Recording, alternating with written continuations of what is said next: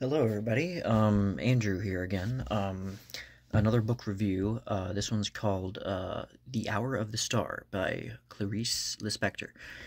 One thing you probably noticed right away is the fact that I'm actually filming this vertically, very lazily, especially more so than I usually lazily, where I just kind of slap a light setup. But I am actually have an excuse for that, a alibi, which I hope is adequate. I'm filming a music video, or kind of. It's a stop motion thing. Again, I've kind of, I don't know if you can see that, how much you can see that, but, I'm kind of doing a little, not stencil, but just like a rough sketch drawing.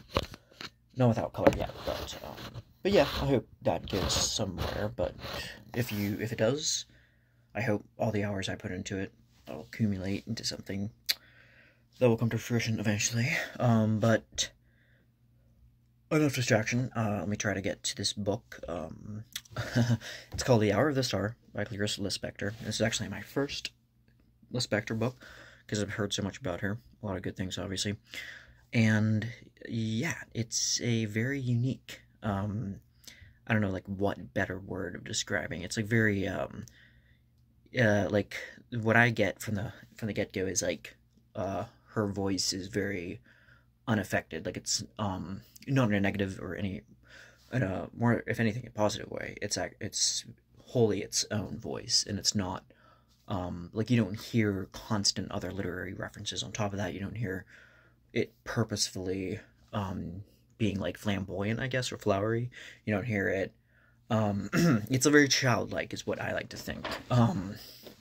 And yeah, it tells us right off the bat we get kind of, but it's not without, it's like kind of its own experimental, very uh um like interesting, is like a compelling type of narrative structure, where it starts off with this man named Rodrigo, I believe, and he starts talking about kind of musing on these like philosophical quandaries, and then he starts talking about a 19-year-old named Macabea, who, and he starts telling a story about her, and trying to impart his wisdom kind of through it. And then Macabea is this very, like, poor, like, abjectly so, like, super, just, like, she has pretty much every reason, I guess, to be, like, upset with the world and angry, but, and she's pitted against, like, social structures. And this is, like, a very,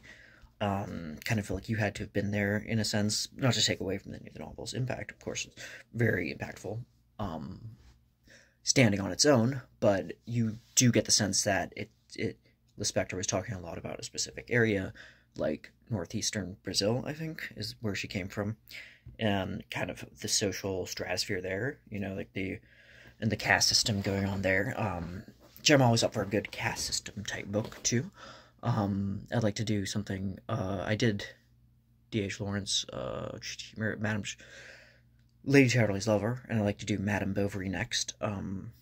But I'll probably have to reread sections of that, or at least go over, kind of review it again. So, but yeah, I like these type of things that delve into class structure too, because, especially when it's not about right or wrong, or us versus them, but more so just a dispassionate, like, oh, these are, what could happen if you choose this life or that life. And but more so, like, you see that the main thing I see with Macabea is that she's very naive and gullible, and even for a 19-year-old, like, she comes off almost like, without trying to sound insulting, she almost sounds like she could pass for like an 8 or a 9-year-old's like way of thinking.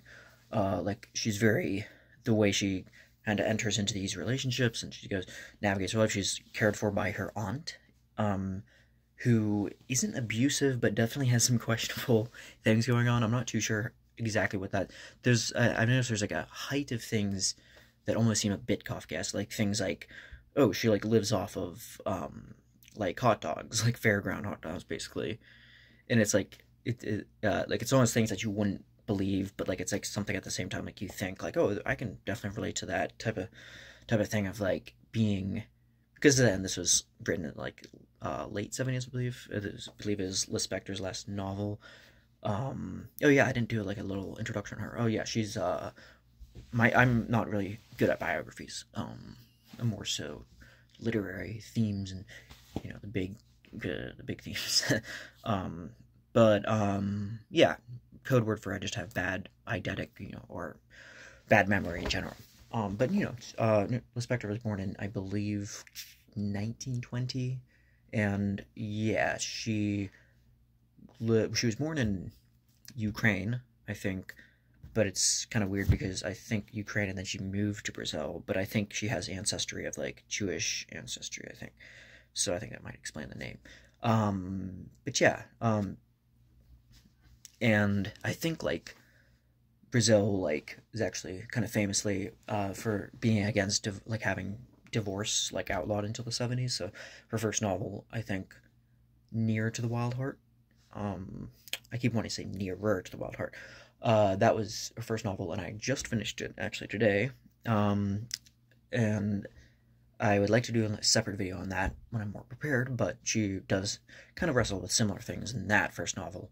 And then it's kind of interesting because this is her last novel, and she's kind of, and yeah, it's not too overpacked. It was like an easy read or an easy listen, and it did definitely have a lot of going into the philosophical aspect of it, like without being pedantic, or without like I definitely thought there was something very interesting about Maccabee and this other man the relationship that she has with him. He basically kind of uses her, and he's kind of, again, it's not that people are like, a lot of the characters are abusive towards her, like but he definitely does kind of like take advantage of her like good nature and her natural gullibility, and he kind of leads her on, and then eventually cheats on her with because even though Maccabee is like technically fully grown, she's like very described as being very thin and very pallid, diaphanous basically, to the extent of just like almost being skin and bones basically. And then like the Olympico, I think is the name of the boy.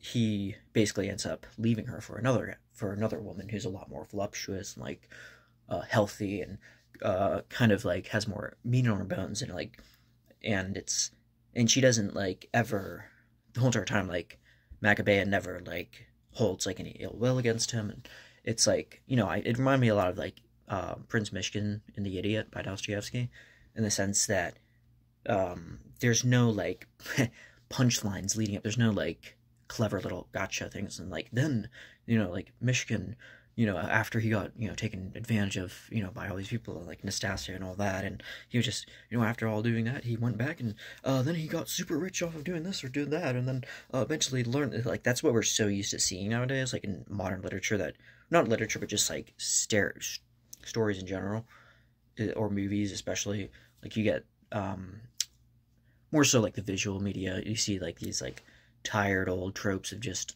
like, I guess what you call in like psychology, like compensatory, like you're compensating for the fantasy that you have, and the fantasy is that one day you'll overcome, and you'll like, they made fun of him and then he did X, Y, and Z, and then it's like it's used in advertising a lot too, obviously. So and yeah, there's not saying there isn't anything to that, but there's also this, I just think there's so much more to this type of like raw fiction that's like, the end of this is not pretty, and spoiler alert, basically Maccabea goes to a fortune teller, who tells her that she will be rich and wealthy and that she'll find love, and none of those things happen at all, and she like runs out, she's like filled with, glee and hope of the future, and then gets hit by a car like instantly, and that's like, like the end of the novel. And it's very beautiful the way that this narrator, this Rodrigo, probably like the only kind of character in this whole entire universe that actually has any compassion for this poor girl. And yeah, it's depressing, but there were some slightly humorous moments in there, but I'm not sure to what extent maybe I was misreading those moments. But yeah, again, this is a work in progress. Every book I read, I try to keep at it, try reading them, more and more of the author till I get a good idea of what's going on. But yeah, definitely recommend this one. And yeah, I'm not sure how else to tie this up. Probably missing something there important. Yeah, it's told simply. It's told very simply. Like I said, very childlike, very, like a harkening back to, like innocent days, and it's, yeah, it's hard to describe. It's like its own thing. Like that's what I love about that, her voice that she has. And Lispector's novels that I've heard so far is that it's very, it's not like bedraggled with other things and other like references. It's not like super referential. It's not trying to be clever. So yeah, I definitely recommend. Thank you for watching.